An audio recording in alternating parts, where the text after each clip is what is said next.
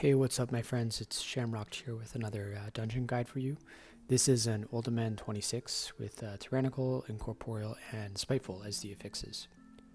So before getting into the dungeon run, I am just going to quickly go over the talents that I chose for this dungeon. Okay, so given the fact that it's Incorporeal, I did take Hex. Obviously, if you're not dealing with that affix, you actually don't have to take this for this dungeon. Another interesting one is I took Thunderous Paws, so this is really just to help with the debuff on the last boss because the dot does count as a snare, so if you can Ghost Wolf out of it, that frees your Dispel up for somebody else in the group. I also went with Static Charge for my Cap Totem augment talent. I was just trying it out. I actually think I prefer Guardian's Cudgel, but you know, either one of these will just help a little bit with the extra CC that is needed for this dungeon, especially if you're running this on a fortified. I absolutely recommend taking one of these talents. Moving down, I do have Thundershock talented as well, which is the knock-up. Once again, this is a really great dungeon for this. There's a lot of CC that needs to happen with the Hail of Stone that the Earthen Weavers do, as well as like the curse that they do, you know, all that stuff. So Thundershock is definitely something you're going to want to take. In addition to that, I also take Stone Skin Totem. So really this is for the this third boss, Sentinel Talondras. It helps with the bleed and the stomp, but also it pretty much helps with all of the trash throughout the dungeon as well. So unfortunately, it doesn't really help with any of the other bosses, except for the first one, the Lost Dwarves. But anyways, yeah, you're mostly going to take this to help with the trash. Specifically with the first area, the bleeds that get put on the tank, this can help mitigate that damage a bit. Moving on to the right side of the tree, I do have basically all of my healing talents spec'd in. So I have both Points and Ancestral Vigor. I do have Wave Speaker's Blessing, and this is all stuff that's going to help me out with specifically the really harder to heal bosses, which would be Emberon, Sentinel Talondras, and the last boss as well. I'm also running Ancestral Reach. This is actually a great dungeon to run Flow of the Tides, I find, but on the higher Tyrannical keys, with the sustained AoE damage that Emberon does, as well as the patterns for the last boss, I do think Reach is totally fine to play. But realistically, I almost feel like it's an even tie between these two, depending on which ones you want to take. They're both very viable for the damage patterns. I almost think that Flow of the Tides, if you're running this on Fortified, is the better choice, just because you're going to have that like more bursty damage from the trash. But on Tyrannical, maybe stick with Reach, but it's up to you. Yeah, and then other than that, I mean, that's pretty much it for talents. Obviously, I'm playing their Primordial Wave playstyle, which you try to get your undulation stacks to 2, you use your foresight bonus, and then you have your healing wave cleaves, heal up the group, and you're going to see me use that as a strat pretty much for every single boss in this dungeon. So with all of that being said, let's get into the dungeon itself. So I've sped up the trash portions of this dungeon. I'm still going to keep it in the actual video so that I can just sort of explain when there are some important things to consider for some trash packs. But for the majority of this, yeah, the trash is sped up, and then the bosses are slowed down just a bit. And that's just to allow me to narrate them a little bit easier. It allows you to see what I'm doing a little bit easier. And then also just keep in mind, I do have an ability tracker on the top left. And that can help you also sort of look at like the order and when I'm casting things and all that stuff. So this is a dungeon where you do want to pre-pop before going into it. So if you're able to, use a Potion of Shocking Disclosure. It's just going to help you get a little bit more DPS in on this first pull. So a lot of groups will lust on Bromac. Like they'll basically get to Bromac as fast as they can, and then they will and then they'll lust, but we actually decided to lust on this first pull, and the reason for that is that the lust timings sort of work out better. You basically get to lust on Talondras right at the beginning of the braid on pull, and then it comes up at a great time for Emberon as well. Whereas if you decide to lust Bromac first, you either have an awkward lust with Talondras or like the trash right after Talondras, or you unfortunately like just, you know, miss a lust altogether. So anyways, that's why we lusted on that first pull. These first couple of trash packs, they're really the only things you need to worry about are the Geomancers. So you need to make sure that you're interrupting those chain lightnings as much as you possibly can, whether it be using your actual interrupt or Thundershock or Cap Totem, anything will help. The other thing you need to worry about are the crocodiles.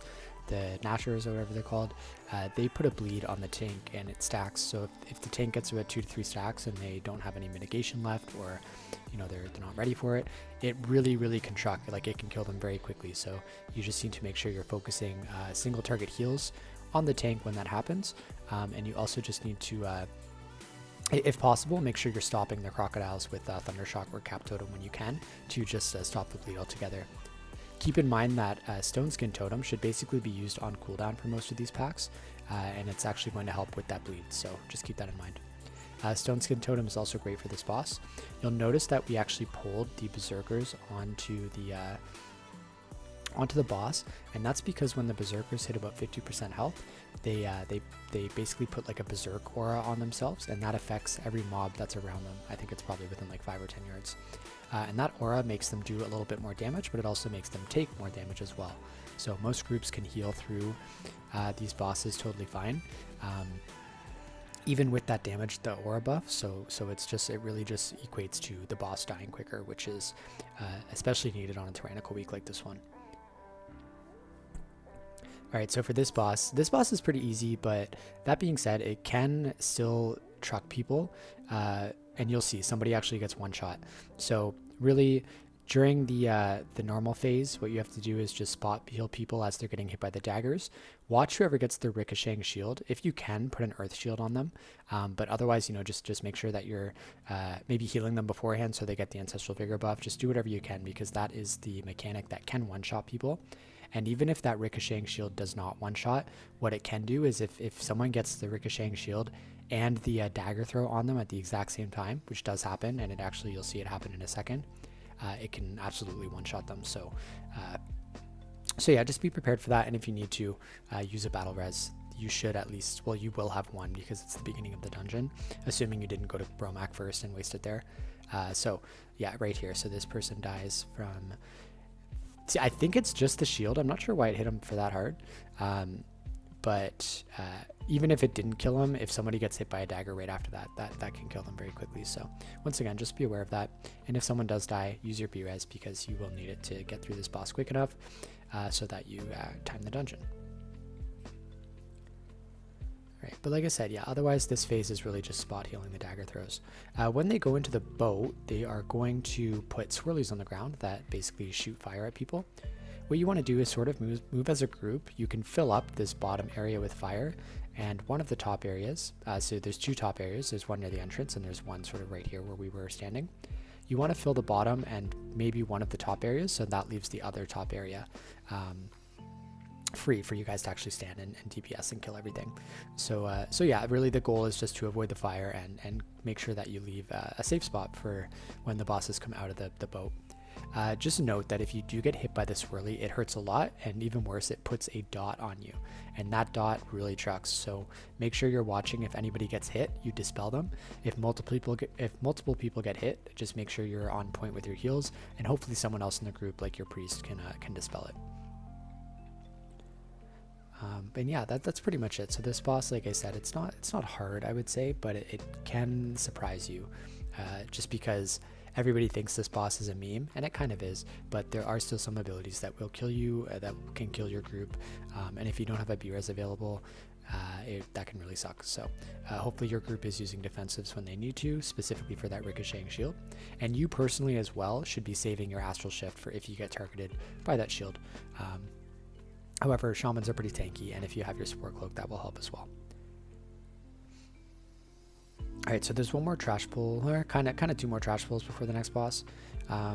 This next pull, same thing as the first couple of groups. You really just want to make sure you're interrupting the Geomancers, and that you are healing the tank if he gets bleeds on him, and trying to stop those bleeds from happening in the first place. So that being said, this is a great group for Thundershock, because they do, like those guys do the stone throw, and it basically just puts a brown swirly on the ground, and it can one-shot you on Fortified. I think on Tyrannical it needs to hit you at least twice. But just keep that in mind. This is a great pack where if you see like 6 or 7 things casting at once, just blow your Thundershock and interrupt them all.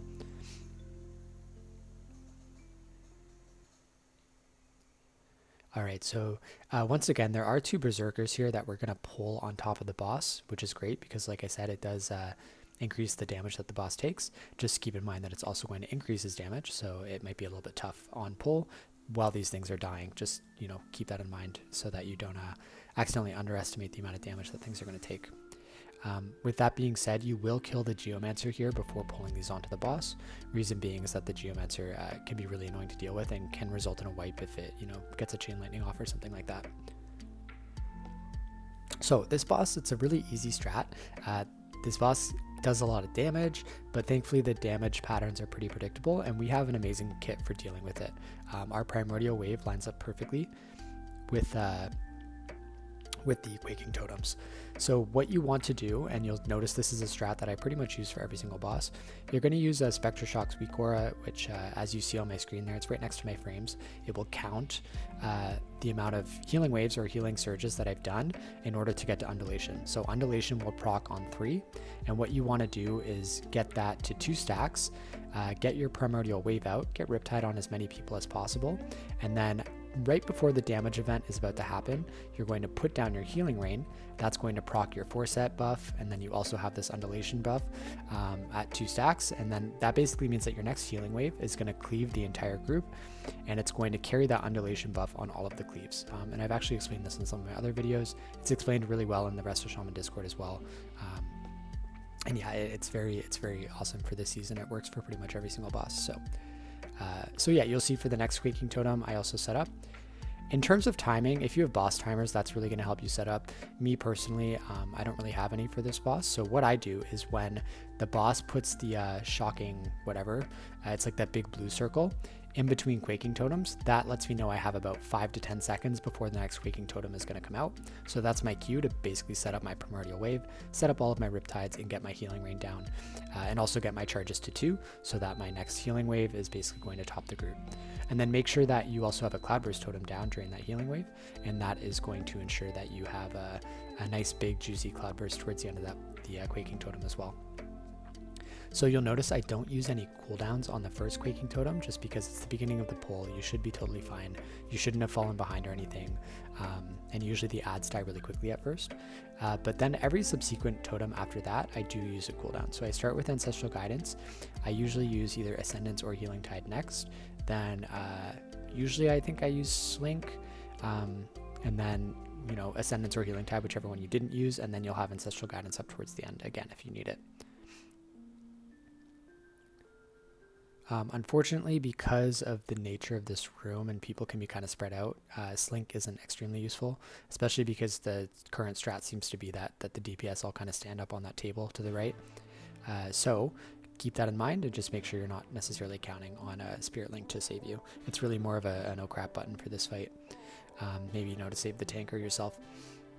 Also, you'll see I actually thought I had an Altharian's Call to Dominance trinket on, which buffs your Spirit Link as well as your Healing Tide quite a bit, might I add. So I usually use that trinket for Tyrannical weeks when I know the bosses are going to hurt, and this is definitely a dungeon where I would use that. However, I forgot to equip it, so I actually have my beacon equipped, and I didn't realize until just now, so that's why you saw me sort of go into my inventory or my character profile and put beacon on my bar, because, you know, equipping that and not using it is a huge waste because it does a ton of DPS. Alright, and then, like I said, just like clockwork, like this is actually a really easy fight. As long as you get the damage patterns down and you get yourself set up properly for each Quaking Totem. I would say the hardest thing is obviously making sure that you set up in time, because if you fall behind or, you know, you forget to set up properly and then you start to set up after the Quaking Totem goes off, you're probably going to fall behind and somebody might die. So if that does happen, and it can happen for any reason, maybe there's, you know, you're being overwhelmed with ads, you're focusing on interrupts, whatever, and you just don't set up properly, that is a great opportunity to pop one of your cooldowns, even if you weren't planning on it, because theoretically you should be able to get through each of these Quaking Totems without using any cooldowns if you have a good setup and if your DPS are obviously killing the totem before it, like, you know, lasts super long. And then just keep in mind for Bromac, if he's like sub 10%, most groups will ignore the totem and just go for the boss, which is great. That's probably what you want to do to save some time. However, it does mean that the totem might be up for like a good, I don't know, like 10 seconds or so towards the end of the fight. So just keep that in mind and make sure you have something to combat it. Like I said, your Ancestral Guidance should be up by then, or if you haven't used Linked, anything just to help you get through that, because you you know, you could get an awkward situation where the boss has just enough health that the Quaking Totem stays up for a really long, for what feels at least like a really long time, while the DPS focused on the boss. So, you know, just be ready for that. All right, so I'm gonna take a second here and drink because this trash pull we're actually going to pull onto the boss. Some tanks are comfortable with this, which is really good because it does save a lot of time. Other tanks are not so comfortable with it, which, you know, in which case it's fine. Hopefully you guys have enough DPS to offset that if that is the case. But yeah, anyways, this tank was great. So he pulls all of this trash onto the boss, and then he sort of just kites while we do our thing. That being said, I'm going to be honest with you, we're not in like comms or anything. This is just a pug, so I wasn't necessarily sure if he was going to be doing that. So I do not set up my first, like the first round of abilities that this boss does at all. So ideally going into this fight, you want to set yourself up with the exact setup that I was talking about. You want to have 2 stacks of Ventilation, Riptide on everybody, Primordial Wave available, all of that stuff. And what you're going to do is, like at the start of each phase, so I'll say a phase is after you stun him and then he starts again. He's always going to start with a Crushing Stomp. So right after, like going into each phase after he gets stunned, I put down a Stone Skin Totem, and then I set up my Primordial Waves for that Crushing Stomp. Now, because I didn't set up properly, you'll see I didn't do that at all for the first one, which is fine. We're still okay. So you'll see I do it for the second one though. So I believe we just stunned him. He's going to do the stomp, so I put my Stone Skin Totem down. I actually don't have Primordial Wave because I used it sort of to catch up, which is fine because I think I save it for the next round. So anyways, this is just me sort of healing. I did pop a Healing Tide there just to make sure I was able to keep myself up because I had the bleed and I didn't want the stomp to kill me. I actually got really lucky there that I didn't get stunned by that circle because I was super close to it. But yeah, anyways, this can get a little bit hectic with all of the different ads. So just, you know, be aware of that, be careful. Hopefully people are using defensives when they get the bleed. And what's nice is that the current meta, you're pretty much always going to have an Augment Evoker in the group. And that's probably going to be like for the rest of the season. There's, I don't see any world where you don't take an Augment Evoker unless they like just completely gut the class, which they won't, or the spec, which they won't. So you're going to have the Cauterize, so the Augment Evoker can cauterize the bleed every minute, which is great. Hopefully you have some dwarves in the group who can get rid of their own bleed. We actually don't, but we do have the Cauterize, and we also have a mage who can Ice Block, which is nice. Make sure you're saving your Astral Shift for if you get the bleed. There's no reason not to use it if you do, just to make things easier. And also do not forget about your Health Pot. Health Pot is amazing on this fight to make sure you survive a stomp if you happen to have the bleed and don't have Astral Shift up, which actually does happen. So I'll have a good example for that. So I got knocked into a stun there, which is really, really bad. I'm actually very lucky that that didn't wipe the group. I was able to thankfully have Astral Shift up, so I got myself in a good position after that. But assuming I didn't get stunned there, I would have once again gone with the same healing rotation where you put the Stone Skin Totem down for the first stomp, you put a Cloudburst Totem down, you get your Primordial Wave out, your Healing Rain, preferably set all that up before the stomp. Heal through the stomp, and then your Cloudburst Totem is going to pop just in time for the second stomp, which is great.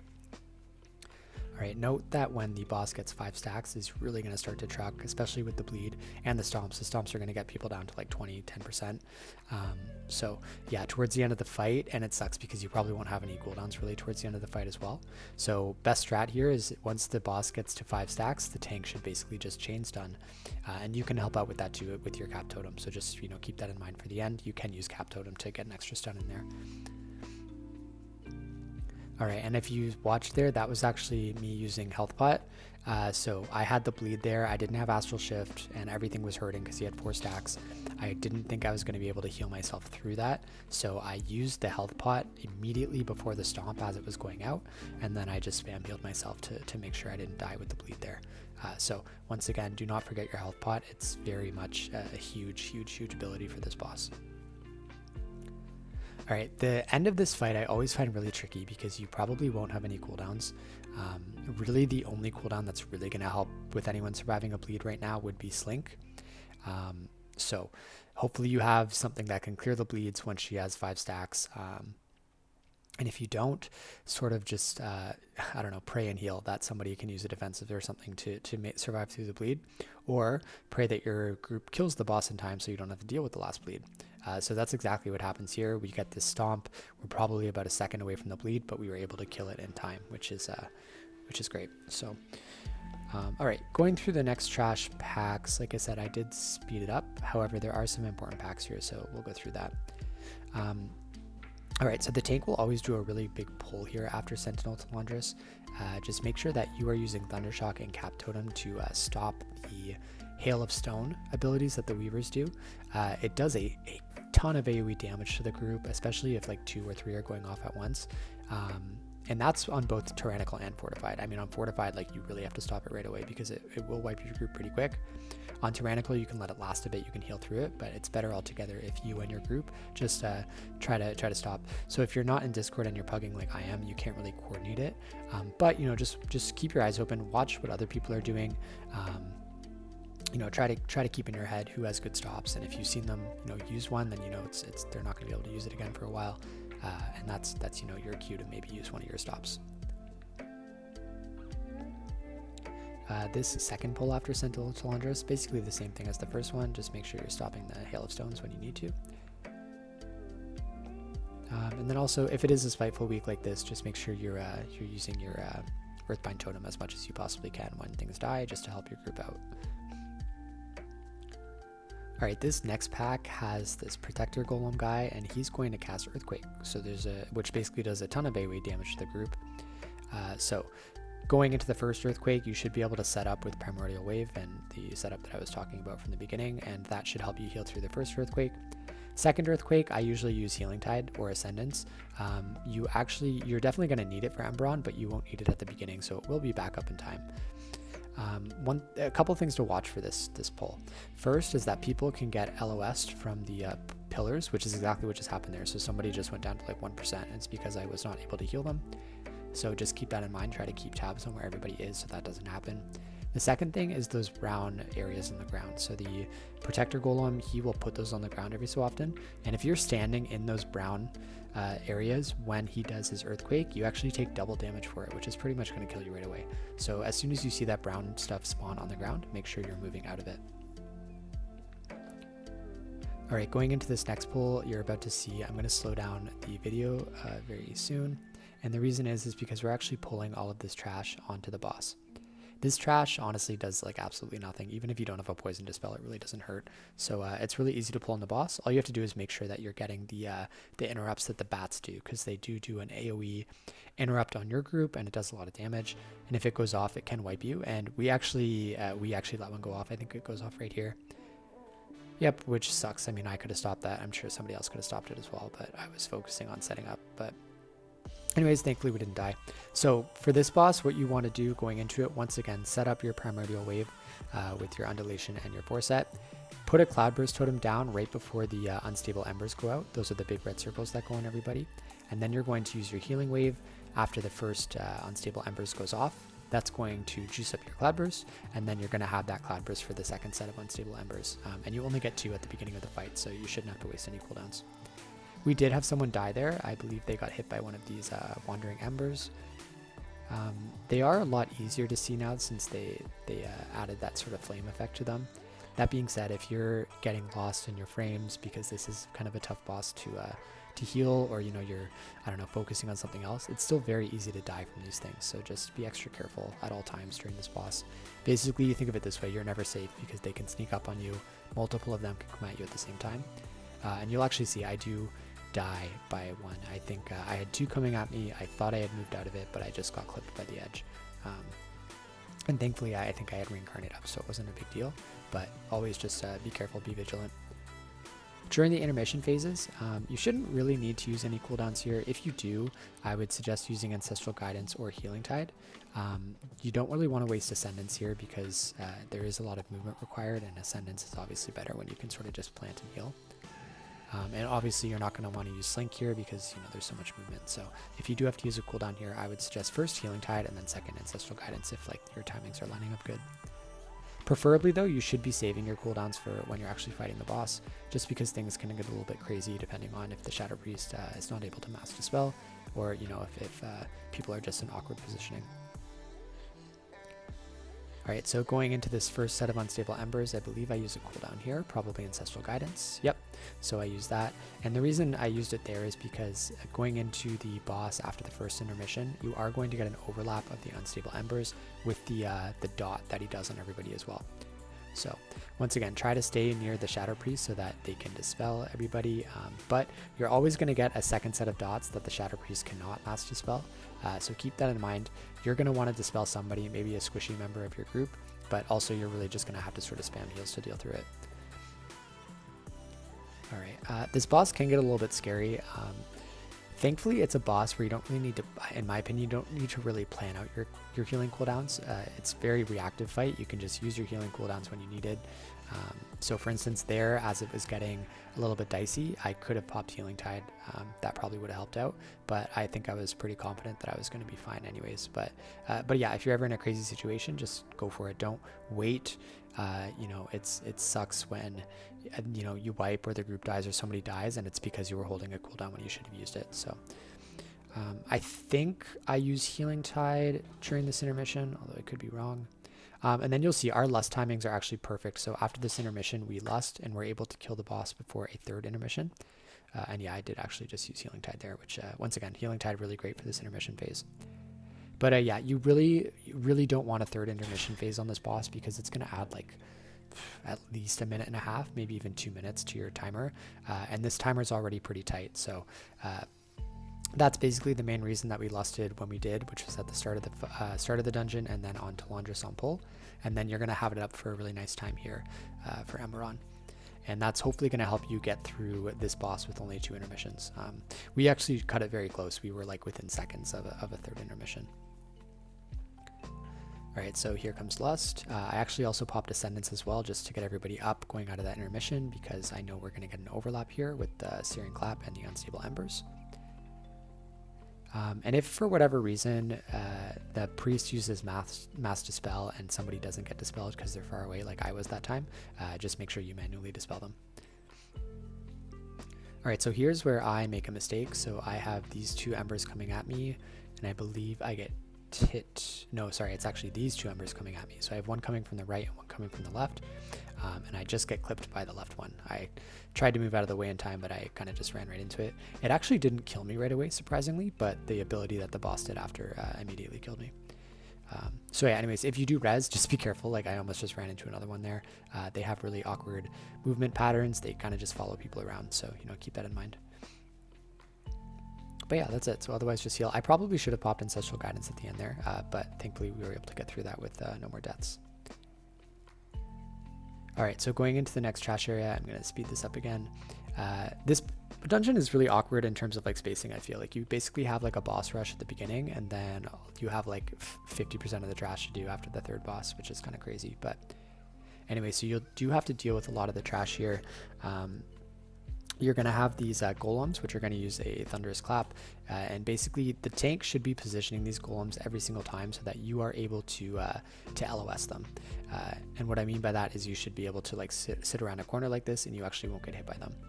It's very important, even on a Tyrannical week where you can heal through the claps theoretically, it's still important, I feel, to LOS them just because you don't know what else can happen.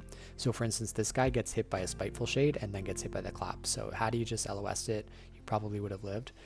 But you know, sometimes you get an unlucky combo like that. So in my opinion, it's always better to LOS those claps if you're able to, even if you're able to heal through it, you know, just because you never know what's going to happen. So that DPS died and he actually runs back because it's thankfully not that long of a run back, and we want to try and save as many battle reses as we can for this last boss. Alright, this pull is very big and actually very scary. So the tank is going to pull all of this trash up here, including the 2 golems in the doorway, and he's going to tank it all in the doorway just like the last pull, so we can LOS those Thunderous Claps. That being said, there is a ton of stuff going on here. A lot of these ads do casts.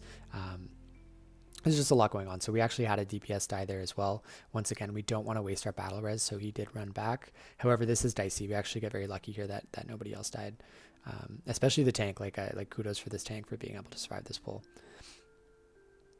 I believe I also use Slink. Sorry, this is going so fast, so it's a little bit hard to narrate. But I also use Slink on pull here, just because things got a little bit crazy.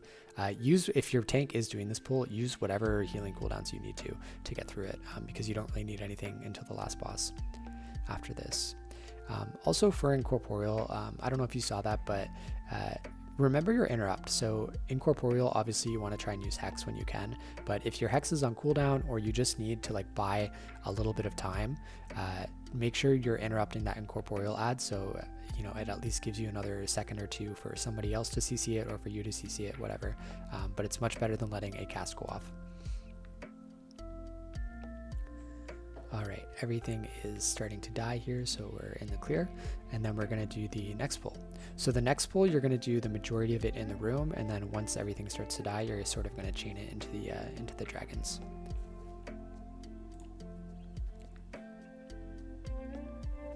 All right, this pull is not that bad, especially compared to the last pull for sure. So really what you just want to do is make sure you're LOSing around the pillars to avoid that thunderous clap. And really the only thing to be careful here is just make sure you're aware of where your other group members are, because if they are around a pillar and they sort of get LOS from you, that can be bad news for sure. So, you know, just make sure you're aware of where you're standing, where other people are standing, but otherwise this pull really shouldn't be too bad. The only other thing to watch with this pack and other packs is the Curse of Stone. So because we have a mage and an evoker in the group, they're able to decurse, which is great. But if you only have one other decurse, I would suggest that you take your own decurse just so you can help out with that. Because if the Curse of Stone gets off and it doesn't get decursed within like 10 seconds or so, that person will die. So, you know, just keep that in mind. Alternatively, if you really don't want to waste the talent point on the decurse, you can just make sure that you're using your AoE stops and interrupts as well to stop the curse from ever going off. This pack here is not bad. If your Shadow Priest is doing their job correctly, they should be mass dispelling like every time you get to like 5 stacks or over. So you shouldn't have any issues at all. You can also be manually dispelling basically on cooldown. Just, you know, pick a DPS, dispel them, and it's going to alleviate some of the healing. Otherwise, if you do need to group heal, I would suggest not using any cooldowns because you will need them all for the next boss. You should actually just use your primordial wave setup for that AoE damage that the dragon does on this pull, just because it's going to be more than enough to heal through it. If you are in a situation where, like, for some reason you don't have a Shadow Priest or you're not able to get those dots off, it can be quite hard to heal, and you may have no choice but to use a cooldown. So that being said, using a cooldown is better than the group dying. So, you know, just you know, play it by ear. So the priest can mind soothe all of these ads, and you can actually go around the right side. It's actually the left side now where I'm looking, but it's the right side going into the boss room, just like the tank is doing right now. However, I suck at it. I honestly, like, I'm so bad at anything like that, and I always am very nervous that I'm going to pull things. So I just used an invis pot and ran through. However, it's nice to have the option to use a mana pot on this boss because it can get a little bit mana taxing if you sort of panic heal. So yeah, if you can save your mana pot and you're good at that, I would suggest doing that. But if not, just use an invis pot to get through. So immediately this boss is going to put dots on everybody and then do the wing buffet. It's honestly, the on pull is probably one of the hardest overlaps for this boss. So just make sure if you need to, using a defensive, like I use a defensive on the pull there. And just, you know, if you can go into this boss with your primordial wave setup already good to go, that's really going to help you get through the first wing buffet. So timing for cloud bursts, I actually messed up the timing here. So after the wing buffet, you want to heal people, but you don't want to use your cloud burst right away because it's not going to be like it's going to pop before the next wing buffet. You actually want to wait a good like 5-10 seconds and then put your cloud burst down and just, you know, fill it with heals, overheal if you have to. Then when you go into this reversal time, you are going to want to put another fresh cloudburst down, and you're going to want to heal your butt off, fill up that cloudburst, and that's going to help you with the next wing buffet. And that's basically what you do. So this boss is very intimidating. It does a lot of damage, and it's very bursty damage, but on the bright side, and, you know, to keep you from panicking, this boss is very predictable damage. It does the same thing pretty much every single time. The only thing that's unpredictable is who gets the dots and whether or not the priest is going to get a mass dispel, especially if people get spread out. So thankfully we have Thunderous Paws as a talent. You should be taking that specifically for this boss so that every time you get a dot, you can just Ghost Wolf out of it. That being said, it's very important that you don't accidentally Ghost Wolf randomly throughout this fight, because you will waste the Thunderous Paws because, you know, it can only proc every 20 seconds. So just be extra careful there. So we had a situation here. Somebody got one shot by the wing buffet, which sucks by itself, but then we also had somebody else die. The main reason, I believe, is because I sort of messed up my positioning there, and I was sort of with the tank while everybody else was in the back, and I think I would have been able to save them had I been more grouped up, but I sort of got a little bit flustered there, especially after the person got one shot. So thankfully we went into this fight with 2 battle reses, so this was not a wipe, but it very much could have been. But if anything, that's just a story. Even on these higher keys, you know, shit can happen like that, and as long as you stay cool and do what you need to do, you can recover and still get through it. So, but anyways, yeah, you'll see like clockwork, I have a Cloudburst Totem down for the time reversal phase, get a lot of heals out. That's also when you should be using your cooldowns as well. Ancestral Guidance is amazing there, Ascendance is amazing there, Healing Tide is also great there, and Spirit Link, they're all great for that little phase. And you should avoid using cooldowns during this phase unless you absolutely need to. Actually, I shouldn't say avoid, but like I usually plan to use my cooldowns during that time reversal thing. But if you're ever in like a bad situation here with a wing buffet coming up or whatever, by all means use your cooldowns. It's better than anybody wiping. And technically, I think this is another fight where you would technically, I think, be able to heal through this with no healing cooldowns. It would just be very hard on your mana. So, you know, with that in mind, just use your cooldowns as you see fit, and sort of have a plan going into this, but also, you know, don't be afraid to use a cooldown in a situation where things aren't going the way that you need them to go. But anyways, yeah, sorry, back to this. So you want to put a heal or a Cloudburst Totem down for these time reversal phases each time. Then your Cloudburst is going to get filled up by all your healing, and it's going to be perfect to pop after the first wing buffet of every phase. So we're about to see one happening here. Wing buffet, pop the Cloudburst, everybody gets immediately topped, which is great. Then the Eternity Orbs come out, and since everybody's already topped up, you don't really have to worry about them. If your priest is unable to mass dispel or you're spread out or whatever, you should be manually dispelling whoever is either the squishier target or whoever has like lower health. And that's just gonna make sure that you have an easier time keeping people alive with the buff if they kind of get stuck with it.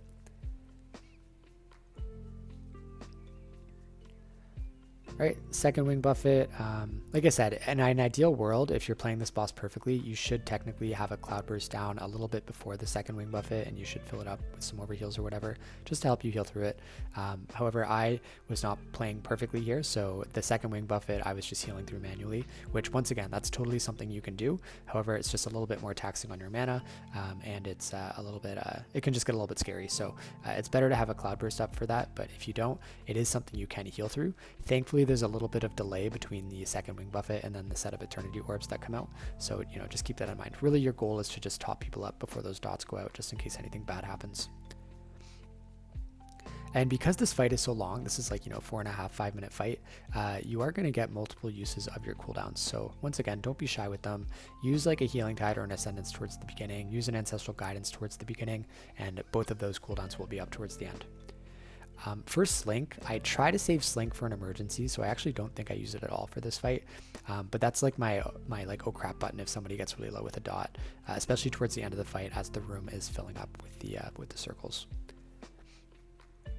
Slink is also a great option to pop right before the wing buffet if everybody's grouped up, because it's going to sort of boost everybody's health, you know, if they're maybe a little bit low from something else, and it's also going to give you that 10% DR. Keep in mind though that Stone Skin Totem does not work on this boss. It does not help with the wing buffet damage because I believe it counts as nature damage. So, you know, unfortunately, if it did, that would be amazing. That would really help with the wing buffets, but, you know, alas, it does not. Alright, so we're at the end of this boss now. I think we get one more wing buffet, which thankfully it's like the first one of the phase, so I have a nice big Cloudburst for it. Just really, really important, make sure everybody's topped up, leaving those reverse time phases so that they don't get one shot by this wing buffet. And there you go. Yeah, so that was nice, clean 26 Uldaman. So I'm going to be honest with you, I played a little bit rusty. I was a little bit slow on things that I normally quick on, just in terms of reacting to stuff that happens and interrupts and all that stuff. But to be fair, this was like the first key that I ran this week, and it was on Monday night, so I was definitely out of practice. So to even be able to time this was actually kind of surprising for me, and I'm very happy that we did. But anyways, I'm also happy that I can that I got the recording so I can share it with you guys. I hope that these tips and tricks help you out. If you have any questions or suggestions of your own, or maybe anything that I didn't talk about that you want to, feel free to comment below, and yeah, I will definitely read them. But yeah, until next time, thanks guys, I hope you enjoyed, and I will see you.